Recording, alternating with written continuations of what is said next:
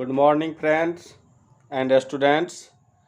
मैं आज आप लोगों के लिए एक नया टॉपिक ला रहा हूं और टॉपिक है मॉडर्न अप्रोच। जैसा कि मैं पहले बता चुका हूं कि मैं जर्नल एंट्री 3 तरीकों से सिखाऊंगा और उस 3 तरीकों में मैंने एक तरीका का वीडियो अपलोड कर चुका है।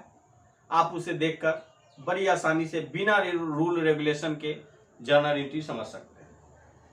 आज मैं जो जर्नल एंट्री बताने जा रहा हूं वह दूसरा तरीका है कि आप किसी भी जर्नल एंट्री को बड़ी आसानी से कैसे बनाएंगे। उसे बनाने के लिए मैं इस टॉपिक को स्टार्ट करने से पहले मैं आपको बता दूं कि डेबिट और क्रेडिट करने के साधारणतः 2 नियम हैं, एक गोल्डन अप्रोच मॉडर्न अप्रोच और दूसरा मॉडर्न अप्रोच। परंतु मैंने आपको 3 तरीकों से बताने का वादा किया था और उस वादा को पूरा करते हुए मैं 3 तरीकों से ही बताऊंगा।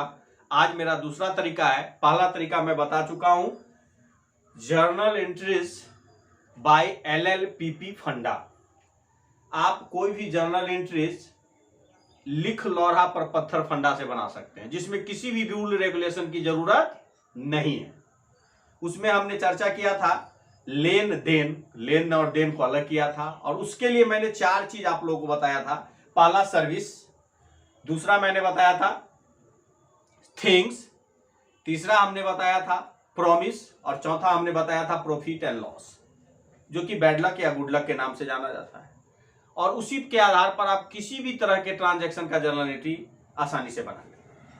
आज मैं चर्चा करने जा रहा हूं मॉडर्न अप्रोच की।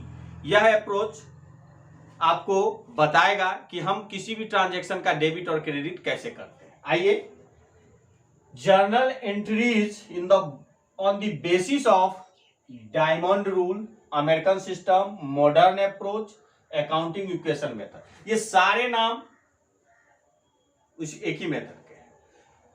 स्वाभाविक है, आप अच्छी तरह जानते हो। आज जो मैं बताने जा रहा हूं वो बहुत इंपॉर्टेंट टॉपिक है। सीधा सीधा समझ लीजिए कि कॉमर्स की दुनिया का ये ABC है। यदि आपको कॉमर्स इंग्लिश नहीं आती है, ABC नहीं आती है तो इंग्लिश नहीं सीख सकते हैं, काउंटिंग नहीं आती है तो मैथ नहीं सीख सकते हैं। उसी प्रकार यदि आपको डेबिट और क्रेडिट नहीं आती है तो आप अकाउंटिंग नहीं सीख सकते हैं। चलिए, आज हम कॉमर्स का ABC सीखें, अर्थात डेबिट और क्रेडिट। हम किसे डेबिट करेंगे, किसे क्रेडिट करेंगे, हम जस्ट बता रहे हैं। चलिए आगे चर्चा करते हैं। इस मेथड को आप लोगों को पहले से पता है। अकाउंटिंग इक्वेशन में, लेखांकन समीकरण चैप्टर में अकाउंटिंग इक्वेशन क्या होता है। अकाउंटिंग इक्वेशन होता है एसेट्स बराबर कैपिटल प्लस लायबिलिटीज। एसेट्स बराबर कैपिटल प्लस लायबिलिटीज। अब देखिए इसका क्या होता है, टेक्निकली जितने सारे एसेट होते हैं उसके डेबिट बैलेंस होते हैं और जितने सारे कैपिटल या लायबिलिटीज होगा उसका क्रेडिट बैलेंस होगा। Are you getting me? अब मैं बता दूं आपको कि किसी के पास जो भी व्यवसायी हो, जितना का एसेट्स होगा उसी के बराबर उसके पास कैपिटल और लायबिलिटीज होगा। अर्थात कैपिटल लायबिलिटी जितना होगा उतना ही एसेट्स होगा। आप इसको ऐसे लिखो या ऐसे लिखो, कोई प्रॉब्लम नहीं है, कोई दिक्कत नहीं है। आप लोग कॉमन विषय पढ़ चुके हो मैट्रिक तक और वहां आपने इक्वेशन देखा होगा। अब यहां पर देखिए, ये जितने सारे संपत्तियां होती है, इस सब संपत्तियों का डेबिट बैलेंस होता है और कैपिटल और लायबिलिटीज का क्रेडिट बैलेंस होता है। यह नियम कहता है कि डेबिट और क्रेडिट करना है। यदि संपत्ति है तो मूल्य में वृद्धि हो सकती है और कमी भी हो सकती है। कैपिटल या लायबिलिटीज है तो यह भी बढ़ सकता है और घट सकता है। अर्थात मूल्य में वृद्धि हो सकती है और कमी हो सकती है। यदि संपत्ति के मूल्य में वृद्धि होती है तो डेबिट करेंगे और कमी होती है तो क्रेडिट करेंगे। यदि अब यहां देखिए संपत्ति के मूल्य में ये डेबिट बैलेंस है, डेबिट बैलेंस को बढ़ाने के लिए हमने डेबिट किया, तो क्रेडिट बैलेंस को बढ़ाने के लिए क्या करेंगे, क्रेडिट करेंगे और क्रेडिट बैलेंस को घटाने के लिए डेबिट करेंगे। अर्थात कैपिटल या लायबिलिटीज के मूल्य में यदि वृद्धि होती है तो क्रेडिट होगा और यदि उसके मूल्य में कमी होती है तो डेबिट होगा। अब इसे हम कैसे बनाएंगे यह ट्रांजैक्शन से साफ होगा। आइए मैं एक उदाहरण लेता हूं जो कि आपके बुक पेज नंबर 209 पर है। 2018 में ये ट्रांजैक्शन हुआ है दिसंबर 1 को कि राम मोहन ने नगद व्यवसाय से प्रारंभ किया। राम मोहन ने नगद से व्यवसाय प्रारंभ किया। Ram Manohar started business with cash. 15,000 रुपये से बिजनेस शुरू करता है। आइए मैं इक्वेशन पर बैठा हूं इसको। जैसे ही वह बिजनेस स्टार्ट करेगा तो उसके कैश में क्या होगा, वृद्धि होगी, अर्थात कैश बढ़ जाएगा। कितने से, 15,000 से। और जब संपत्ति, अर्थात कैश हमारा संपत्ति है, तो संपत्ति में जब वृद्धि होती है तो क्या करते हैं, डेबिट। और दूसरा क्या होगा, जब हम किसी बिजनेस में पैसा लगाते हैं तो टेक्निकली लगाते हैं हम, यहाँ नाम है राम मोहन, लगाता है राम मोहन, बेनिफिट उसी को मिलेगा, लॉस वही सहेगा। परंतु आप लोग को अच्छी तरह पता है कि व्यवसाय एक अलग एंटिटी होती है जो हम लोगों से, उसका अस्तित्व अलग होता है, वह बोल नहीं सकता है, परंतु चलाते तो हम लोग हैं। राम मनोहर दायित्व लेगा, राम मनोहर फायदा लेगा, परंतु वृद्धि किस चीज में हो जाएगी, कैपिटल में। पूंजी लगाएंगे तो आपको कैश लगाएं, और वृद्धि कैसे हो गई, कैपिटल बढ़ गई। कैपिटल में वृद्धि होती है, कितने की होगी, तो 15,000 की होगी। और 15,000 की जो वृद्धि होगी, तो जब कैपिटल या लायबिलिटीज में वृद्धि होती है, कैपिटल में वृद्धि होगी तो क्या करते हैं, क्रेडिट। तो यहां लिखेंगे क्रेडिट। अब देखिए इसे हम अकाउंटिंग फॉर्मेट में डालेंगे। तो आप लोगों को पहले से मालूम है कि जर्नल का ये फॉर्मेट होता है। ऊपर में लिखेंगे journal entries in the books of, नाम रहेगा तो देंगे, नाम नहीं रहेगा तो नहीं देंगे। पहला कॉलम बनाएंगे डेट का, दूसरा पर्टिकुलर का, तीसरा एलएफ का। एलएफ का मतलब होता है लेजर फोलियो, अमाउंट, फिर अमाउंट, एक डेबिट अमाउंट, एक क्रेडिट अमाउंट, रुपीज का साइन दे देंगे। एलएफ का जो प्रयोग है वो प्रैक्टिकल लाइफ में होता है। जब बड़ी बड़ी कंपनियां होती है जिसके पास फाइलें होती है, उसका एक लेजर फोलियो होता है कि यह जर्नल किस लेजर फोलियो में गया, या इस लेजर फोलियो का जर्नल कहां है। ओके, चलिए तो मैं क्या लिखूंगा, आपसे अगर कोई पूछे कि इसका एंट्री क्या बना, तो आप कहेंगे cash account debit to capital account. तो यहां पर हम लिखेंगे 2018 दिसंबर 1 cash account dot dot dot लिखेंगे, ऐसे लाइन मत खींचना, और 3 अक्षर के बाद छोड़कर टू कैपिटल अकाउंट। नहीं, नीचे में नारेशन लिख देंगे, being business started with cash. अब इसको हम बंद कर दिए, और यहां पर डेबिट अमाउंट लिख देंगे 15,000, और यहां पर क्रेडिट के सामने क्रेडिट अमाउंट लिख देंगे 15,000, क्योंकि आप लोगों को पहले से पता है कि हम जितने का लेते हैं उतना का देना पड़ता है, प्रत्येक डेबिट का क्रेडिट होता है।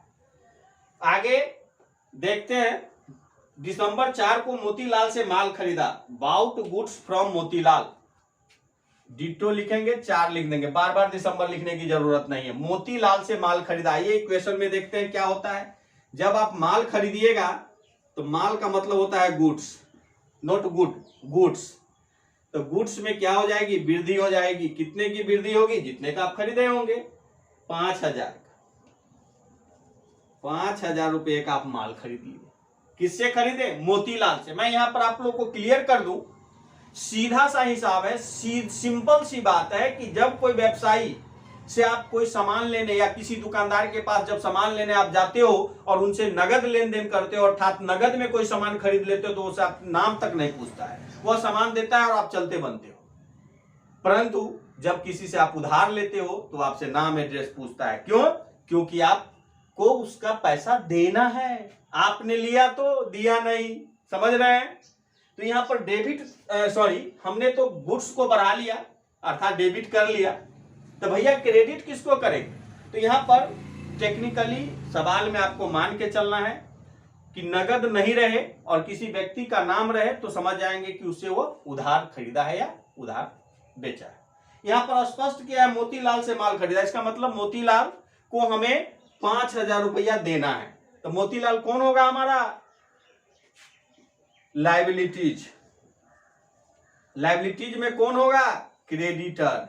परंतु मैं आपको बता दूं कि बहुत सारे लोग जब क्रेडिटर के रूप में होते हैं तो हम क्रेडिटर टेक्निकली लिखते हैं। ये हुआ क्रेडिटर, परंतु इसका नाम जानना बहुत जरूरी है। तो इसका नाम क्या है? मोतीलाल। मोतीलाल। मोतीलाल को पैसा देना पड़ेगा, मोतीलाल को पैसा देना पड़ेगा। तो इसका मतलब है कि लायबिलिटी जो है हमारी वो बढ़ रही है या कम रही है? लायबिलिटीज हमारी क्या हो रही है? बढ़ रही है। तो अगर लायबिलिटीज में वृद्धि होती है तो क्या करते हैं? क्रेडिट। इसका मतलब है कि 5,000 रुपया से हमारा ये बढ़ रहा है, तब इसे हम क्रेडिट कर रहे हैं। और यहां देखिए गुड्स क्या है? संपत्ति। संपत्ति में वृद्धि होती है तो डेबिट करते हैं, तो इसे डेबिट करेंगे। एक यहां पर मैं टेक्निकल बात बताने वाला हूं आप लोगों को, इसको बड़ी सावधानी से सुनिए। Goods, nothing happens in the world without any reason except the God. ईश्वर को छोड़कर इस दुनिया में कोई भी काम बिना कारण का नहीं होता है। Are you getting me? कोई भी काम बिना कारण का नहीं होता है। रीजन होगा, होता है, पढ़िएगा, कहेगा होता है, होता है, क्या होता है कि रीजन क्या है? अपने विजन को वहां ले जाइए, कंसेप्ट डालिए, मतलब रीजन डालिए तो कंसेप्ट क्लियर होगा। और आप जो है आप यहां पर कंसेप्ट लीजिए। यहां पर गुड्स है तो मैं लिखूं, कोई दिक्कत नहीं है, परंतु हमें बहुत सारी बातें प्रॉब्लम खड़ा करेगी। ये गुड्स बहुत सारी जगह हमें प्रॉब्लम खड़ा करेगा। क्यों? क्योंकि गुड्स कभी हम बेचते हैं, कभी खरीदते हैं, कभी प्रॉफिट होता है, कभी लॉस होता है। सपोज कीजिए 1,000 का कोई सामान हमने खरीदा, अब 1200 में बेचा, तो 200 रुपया प्रॉफिट दिखाइएगा कि नहीं दिखाइएगा? बिजनेस है, प्रॉफिट बढ़ेगा तो कैपिटल बढ़ेगा, आपको अगर हानि हो जाती है तो कैपिटल घटेगा। आपको भी लग रहा होगा कि सर ये सही बात है कि गुड्स अगर हम बार बार सिर्फ गुड्स का एंट्री करेंगे तो हमारे पास समस्याएं हो जाएगी, बार बार हमें प्रॉफिट और लॉस निकालना पड़ेगा। इसीलिए इस बात को समझने के लिए मैं एक चीज आपको बताता हूं। यहां पर आइए, मैं लिखता हूं थिंग्स। थिंग्स का मतलब क्या होता है आप लोग अच्छी तरह जान गए हो, वस्तुएं। थिंग्स का मतलब क्या होता है? वस्तुएं। और वस्तुएं बाबू दो तरह के होते हैं। एक थिंग्स में मतलब एक होता है आपका गुड्स और दूसरा होता है नॉन गुड्स। सिंपल सा है इसमें डिफरेंस, बात को समझिए।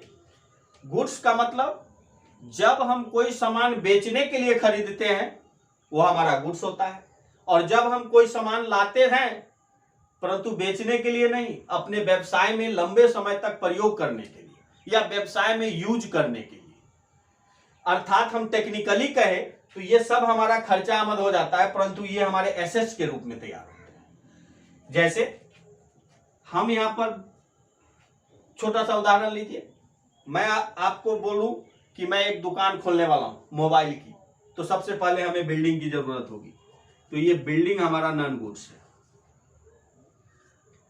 फर्नीचर की आवश्यकता होगी, तो फर्नीचर और फिक्चर जो हमारा नॉन गुड्स है। नहीं, आप सपोज कीजिए दूसरा उदाहरण मैं देता हूं कि मैं आइसक्रीम खरीदा, क्रीम का बिजनेस खोल लिया, खरीदा और उसे क्या करेंगे? बेचेंगे। तो आइसक्रीम हमारा गुड्स है क्योंकि इसे हम खरीदे हैं बेचने के लिए। लेकिन आइसक्रीम खरीद तो लिए, लेकिन इसे रखेंगे कहां? फ्रिज में। मशीन है, ये मशीन फ्रिज हमारा क्या होगा? संपत्ति, एसेट्स। ये नॉन गुड्स के अंतर्गत आएगा। सपोज कीजिए मैं कोल्ड ड्रिंक बेचता हूं, तो कोल्ड ड्रिंक क्या है? गुड्स है, खरीदा हूं बेचने के लिए, लेकिन इसको रखने के लिए भी फ्रिज मशीन की जरूरत है। सपोज कीजिए मैं बिल्डिंग बनाने का काम करता हूं तो प्लांट मशीन चाहिए, कहीं मैं प्लांट लिया हूं तो प्लांट हमारा क्या है? नॉन गुड्स है। अर्थात जो चीज लंबे समय तक प्रयोग करने के लिए हम खरीदते हैं उसका एक सेपरेट नाम दे देते हैं, नॉन गुड्स में डालते हैं, क्योंकि हमारे बिजनेस को बढ़ाने के लिए, बिजनेस को लंबे समय तक चलाने के लिए किया जाता है। और थिंग्स में गुड्स वह होता है जिसको हम खरीदते हैं बेचते हैं, खरीदते हैं बेचते हैं कम समय के लिए। ठीक है, और भी चीजें हो सकती है इसमें, राइस, पोटैटो, पल्स, मार्कर, नहीं ये दूध, मिल्क, ये सारे चीज आपका गुड्स में आएगा। अब यहां पर हमको ये देखना है, कहिएगा कि सर यहां पर हम goods account debit to Motilal तो कर सकते हैं। जी हां, कर सकते हैं, परंतु आपको मैं रीजन बता दिया हूं कि बार बार आपको प्रॉफिट और लॉस निकालना पड़ेगा। लेकिन मैं उदाहरण दूं कि खरीदने में परचेज है तो परचेज का प्रयोग कीजिए, और बेचना है सेल है तो सेल का प्रयोग कीजिए। आप दिन का, महीना का, साल का प्रॉफिट आसानी से निकाल सकते हैं। नहीं, जैसे पूरे महीना भर हमने कितना खरीदा, अलग जगह एंट्री मारा, कितना बेचा, अलग जगह एंट्री मारा, डिफरेंस निकालेंगे। अगर सेल बड़ा होगा तो प्रॉफिट हो जाएगा, परचेज बड़ा होगा तो लॉस हो जाएगा। क्लियर हो रहा है? आइए, तब हम इस एंट्री को कैसे करेंगे?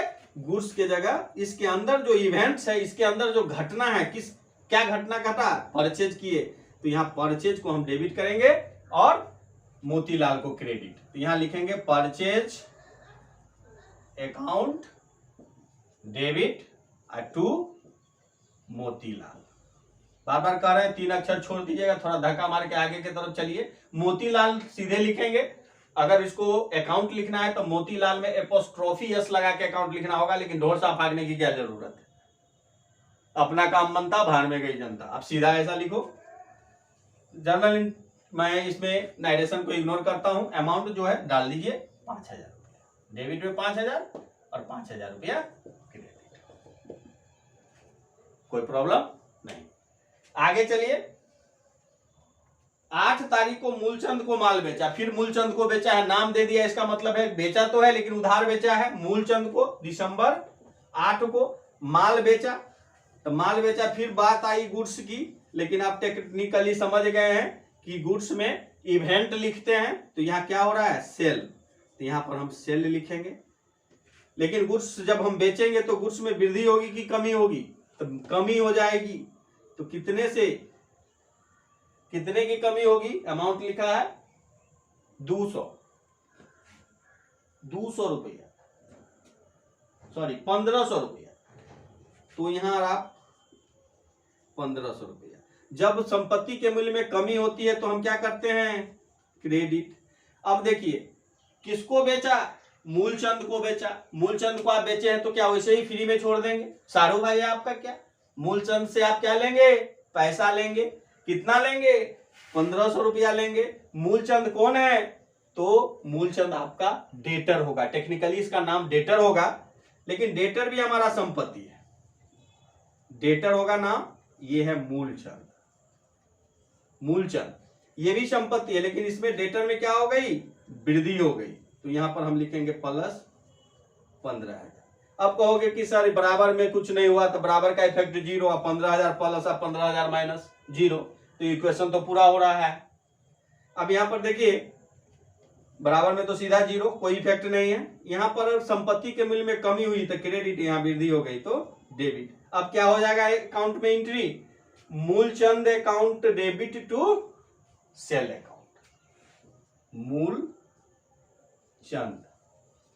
डेबिट डॉट डॉट देके डेबिट टू सेल्स अकाउंट। फिर से यहां पर लिख देंगे कितने का बेचा, 1500 का, 1500। ओके, आगे बढ़ते हैं। अब देखिए अगला ट्रांजैक्शन है आपका, मजदूरी का भुगतान किया, मजदूरी दिया, तो मजदूरी का मतलब वेजेज। यहां पर एक टेक्निकली बात मैं बताऊं, मजदूरी दिया तो सबसे पहले आपको कैश पर को प्रभावित करेगा। कैश क्या हो जाएगा, कम जाएगा। कितने से, 200 से।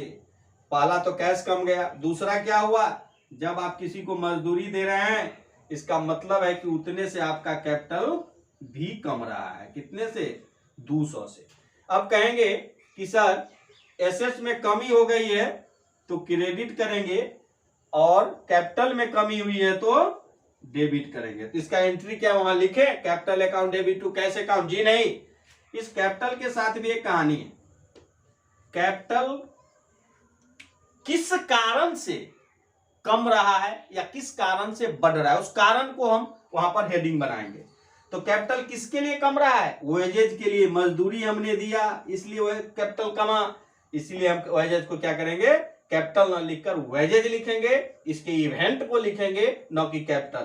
कैपिटल के जगह wages account debit to cash account. तो यहां पर क्या हो जाएगा, technically wages account debit to cash account.